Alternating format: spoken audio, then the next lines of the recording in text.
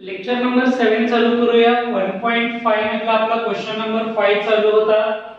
थोडासा क्वेश्चन मोठा आहे परंतु अर्थ त्याचा अतिशय सोपा आहे.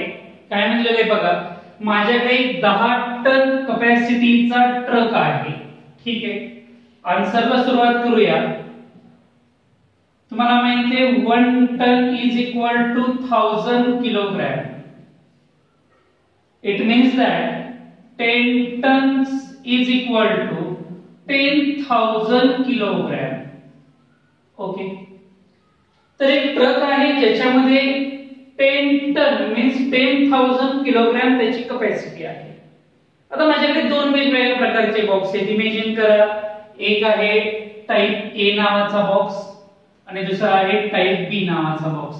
आपण इमेजिन करू A for apple, B for banana किंवा बी फॉर दुसरं कोणतेही फ्रूट तुम्ही घेऊ शकता, त्याचे बॉक्स आहेत असे इमेजिन करू आपण.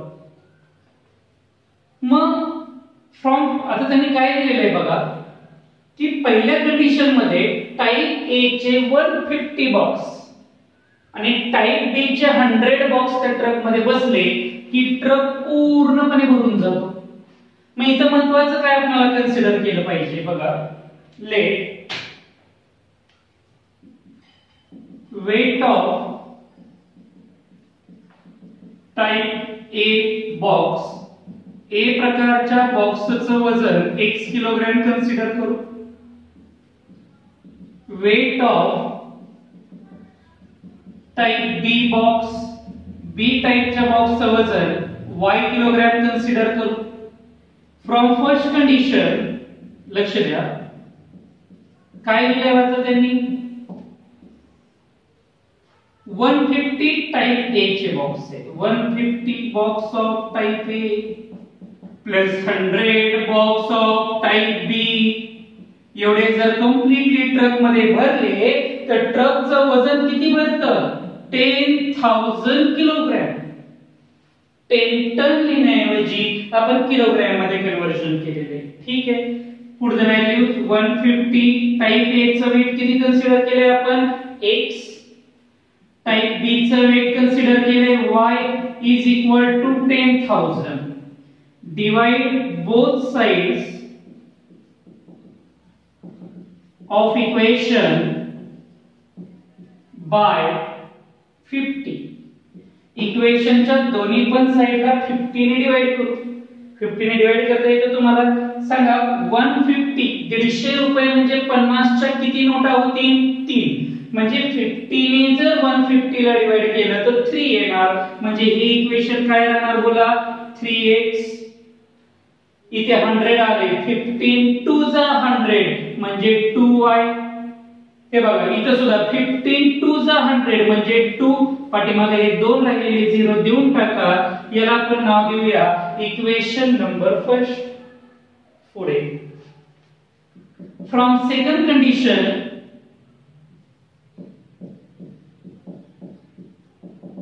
वाचा काय लिहिलेलं आहे, 260 बॉक्स घेतले टाइप ए चे आणि 40 बॉक्स टाइप बी चे. 260 box of type A plus 40 box of type B. तरी सुद्धा ट्रक पुन्हा एकदा फुल्ली लोडेड झाला. म्हणजे पुन्हा एकदा त्याचा वेट किती भरणार आहे, 10,000 kilogram. It means that 260x plus 40y is equal to 10,000. Divide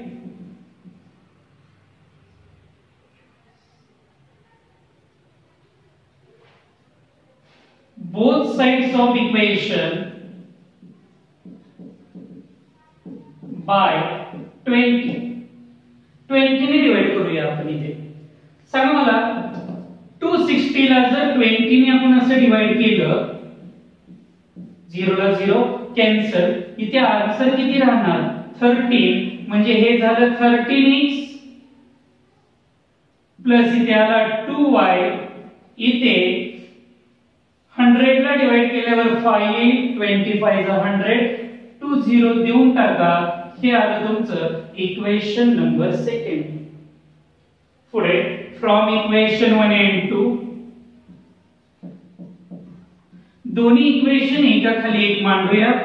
3x + 2y = 200. हे बघा हे लिहिलं. पुढचं 13x + 2y = 500. साइन चेंज करा. बोला मायनस मायनस मायनस 2y ला 2y काय झाला कॅन्सल झाला. 3 मधून 13 गेले -10x. 200 मधून 500 गेले -300. 10x = 300. It means that x = 30. कोणाची व्हॅल्यू आली बोला ही x ची व्हॅल्यू मिळाली. To be continue. Put x = 30 in equation number first.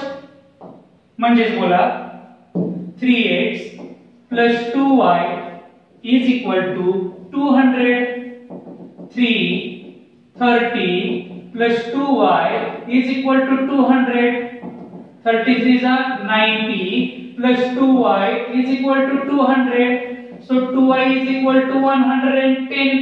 हे कसं काय आलं सांगा. हा +90 पलीकडे गेल्यावर -90 झाला. Very good.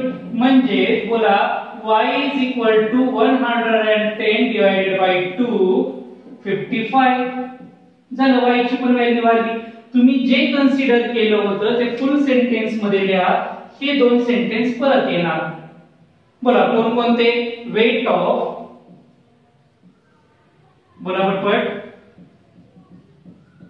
Weight of type A box आणि ते x kg कन्सिडर केलं होतं आणि आन्सर किती आलं 30 kg. हे बघा x ची व्हॅल्यू आली 30. To be continue. Weight of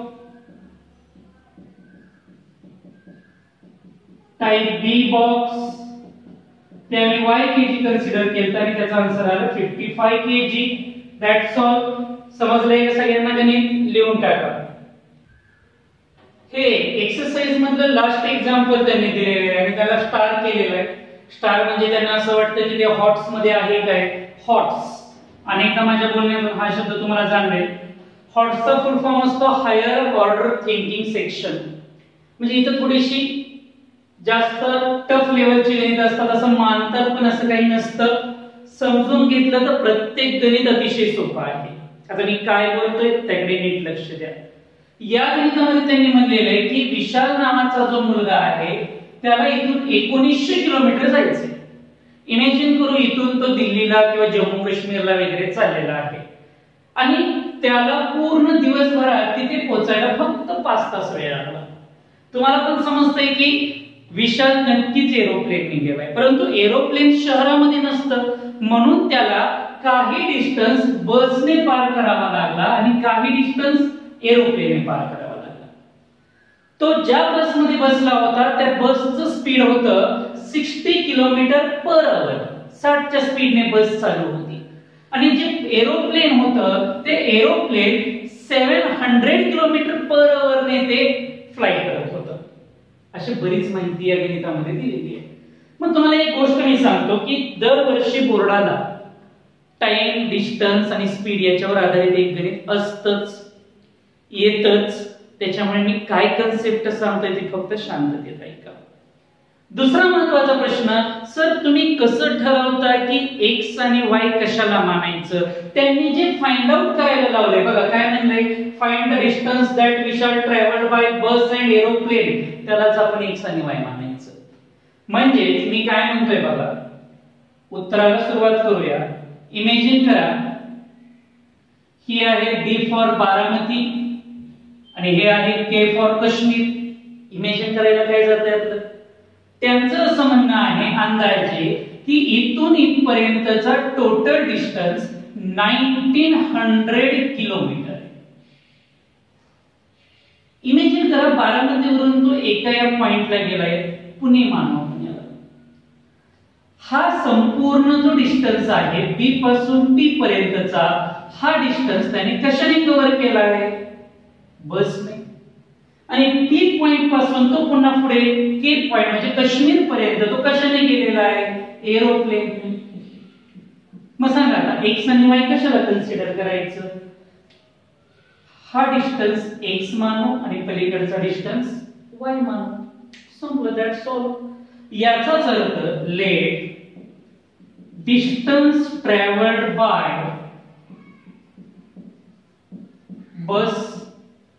बसने कव्हर केलेला डिस्टन्स x मानू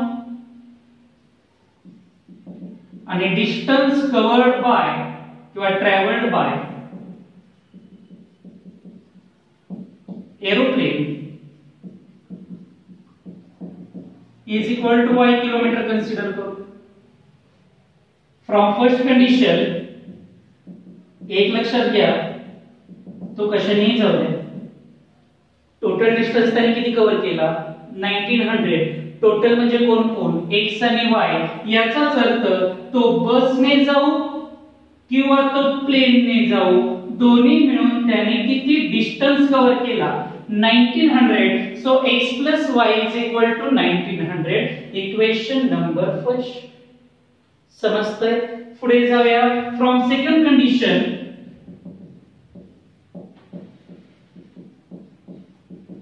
तुम्ही 9th क्लास मध्ये हा फॉर्म्युला शिकलेला आहे. Time is equal to distance upon speed. म्हणजे कोणत्याही ठिकाणी जायला किती डिस्टन्स कव्हर सॉरी किती टाइम लागतो हे काढण्यासाठी डिस्टन्स आणि स्पीडचे डिव्हिजन करावं लागतं. आता बघ मी काय करतो, मला सांगा पहिल्यांदा त्याने किती डिस्टन्स कव्हर केला x. हा कशाने केला होता? बसने. म्हणल्यावर बसचं स्पीड खाली मांडा. बसचं स्पीड किती आहे बाळांनो? 60. लिहिलं 60. नंतर तो प्लेनने गेला. प्लेनने किती गेला तो y. त्यावेळी प्लेनचं स्पीड किती होतं 700. आणि हे दोन्ही मिळून इज इक्वल टू च्या पुढे काय लिहायचंय तुम्हाला? टाइम. दोन्ही मिळून त्याला गेलेला टाइम किती आहे बोला? 5 आवर्स आहे. म्हणजे इथे काय वर्ड येणार? 5. सर असं खालीवर कसं काय लिहिलं ते या फॉर्म्युल्यावरून लिहिलंय. वर लिहायचे डिस्टन्स आणि खाली लिहायची त्याची रिस्पेक्टिव्ह असणारी स्पीड. लक्षात येते तुमच्या? Carry on. आता या दोघांचा एलसीएम जर आपण काढला तर 60चा पाडा एका साईडला म्हणा, 700चा पाडा म्हणा, दोन्ही पाड्यांचा एलसीएम तुम्हाला जवळपास 42,000 येतो. कारण 7 सकून 42, 6 7 जा 42 असतं. डायरेक्टली कॉमन सेन्स आहे. असंही नसेल कळत तर डायरेक्टली काम कर,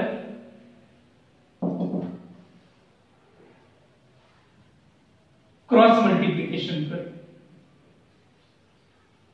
एक लक्षात घ्या, एक तर तुम्ही क्रॉस मल्टिप्लिकेशनची स्टेप वापरा किंवा आपल्याला एलसीएम ची सवय लावून घ्या. एलसीएम कधीच चुकत नाही. मला काय म्हणायचंय बघा, आता इथे ऑलरेडी 60 आहे, त्याला जर 42,000 करायचं असेल तर कॉमन सेन्स आहे या नंबरने इकडे मल्टिप्लाय करायचं, या 60 ने इथे मल्टिप्लाय करायचं. इथं 5 आवर्सला डिनॉमिनेटरच नव्हता म्हणून तिथं 1 आहे. त्या 1 चं 42,000 करण्यासाठी त्याला टोटली 42,000 ने मल्टिप्लाय करायचं. स्टेप थोडी वेगळी वाटते परंतु 2 मिनिटात संपते. ज्याने खाली मल्टिप्लाय केलं त्याने कुठे मल्टिप्लाय करायचं? वर. म्हणजे बोला 700x plus 60y is equal to 42 multiplied by 5. 5 to the 10, 21, 1 2 3. हे बघा तुमच्या समोर इक्वेशन तयार आहे. आता इथं पुढे जाऊन आपण याला 20 ने डिवाइड करता येईल, 30 ने नाही येणार म्हणून इथे लिहूया डिवाइड बोथ साइड्स बाय 20. चला पूर्ण इक्वेशनला 20 ने डिवाइड करा. सांगा 700 ला जर आपण असं 20 ने डिवाइड केलं, 0 ला 0 कॅन्सल, 2 ने 70 ला डिवाइड केलं 35 येतं. म्हणजे इथे किती येणार बोला? 35x. 23 जा 60 म्हणजे इथे 3y is equal to इथे 20 ने करा, 21 जा 20 कॅरी ऑन 1, 5 जा 100, 21,000 वर एक एक्स्ट्रा 0 डिवाइडेड बाय 20, 0 ला 0 कॅन्सल, 10 जा 1, 5 जा and double 0, 10,500 आलेले. ठीक आहे. म्हणजेच इथे कॅल्क्युलेशन तुम्हाला चेक करायचं आहे का पुन्हा एकदा 2,10,000 इथे खाली 20 कॅन्सल 21,000 ला जर 2 ने डिवाइड केलं तर 10,500 आलं. याला नाव द्या इक्वेशन नंबर सेकंड. पुढे जाऊ. फ्रॉम इक्वेशन 1 and 2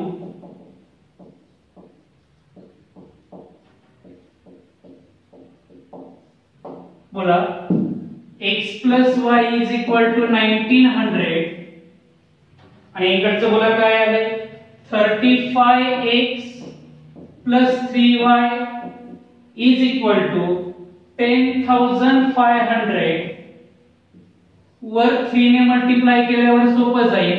3 ने मल्टिप्लाय करा 3x plus 3y is equal to 5,700 19 3 is 57 खालचा as it is लिहा.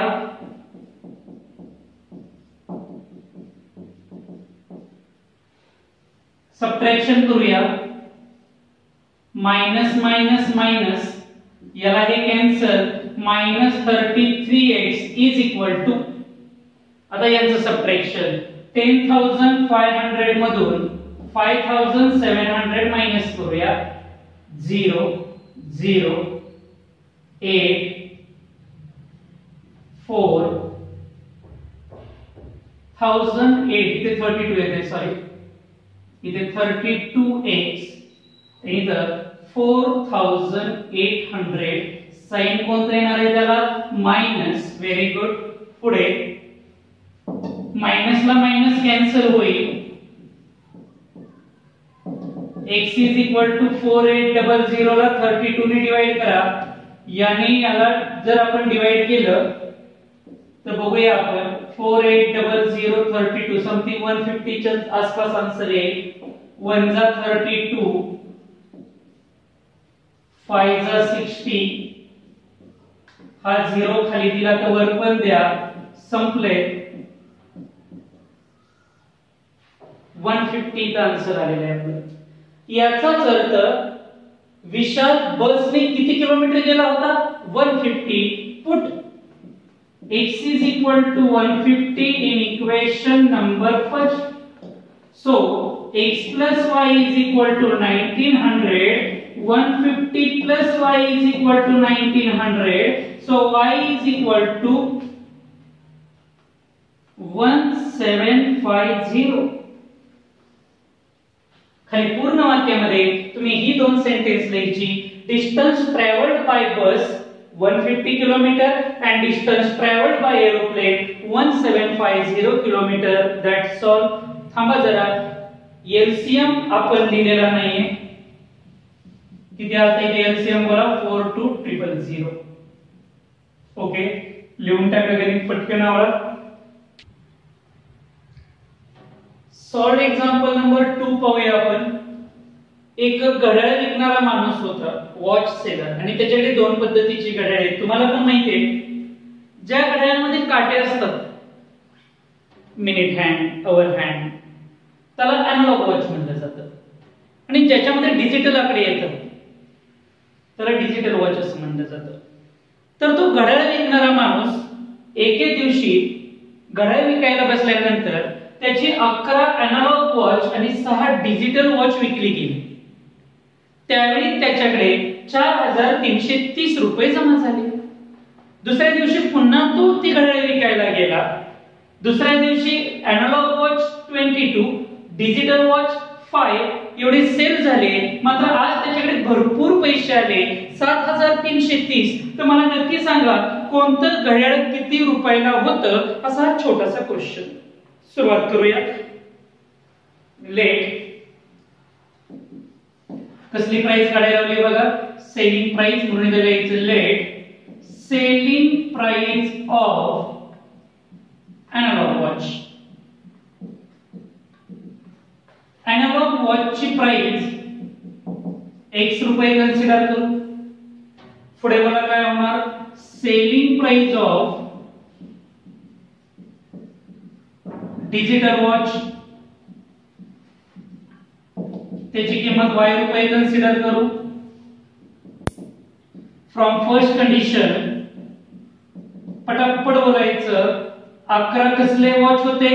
एनालॉग. एनालॉगला एका एनालॉगची किंमत किती मानली मी? x, म्हणजे इथं होणार 11x. डिजिटल किती होते?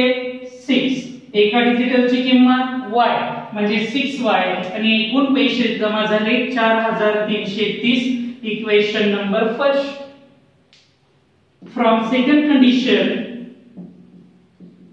बोला. एनालॉग 22, त्याला मल्टिप्लाय कशाने करायचं? x ने. डिजिटल बोला 5y, त्याला आणि total value 37330. Equation number second. हे कसे तयार झाले कळलं का? पुढे जाऊया. फ्रॉम इक्वेशन 1 and 2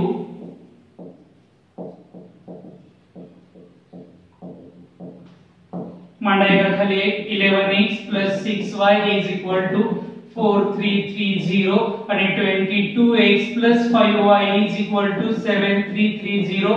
तुम्हाला काहीतरी शॉर्टकट दिसतोय का? 11 ला सहजपणे 22 करता येतं. बोला कसं? इथे मल्टिप्लाय बाय 2 करा. 22x plus 12y is equal to 8660. 2 ने इथं तिन्ही ठिकाणी मल्टिप्लाय केलं. 4 2 जा 8, 3 2 जा 6, 3 2 जा 6, 2 0 0. खालच्या इक्वेशन मध्ये काही चेंज नाही, ती इक्वेशन तसंच लिहिलं. साइन चेंज करा सबट्रॅक्शन साठी. बोला सबट्रॅक्शन कसं होईल? Minus minus minus. 22 ला 22 कॅन्सल. 12 मधून 5 गेला 7y. इथे सबट्रॅक्शन करा 0 3 3 1. इथे डिवाइड करा. 7 ने जर याला डिवाइड केलं तर बोला पटकन किती येईल? 7 1 जा 7, राहिले 6, 7 9 जा संपलं 190. पुढे ही कोणाची व्हॅल्यू आली आपली? y ची. Put y is equal to 190 in equation number first. 11x 6y 4330. 11x 6 y च्या जागी पुट करा 190 is equal to 4330.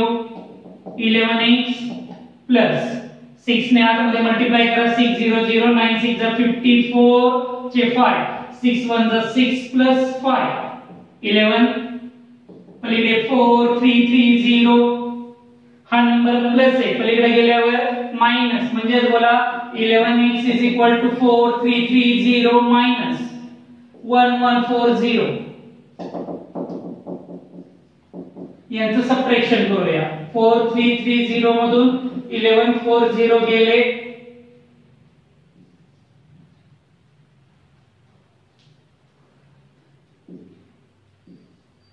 थ्री 190 येते.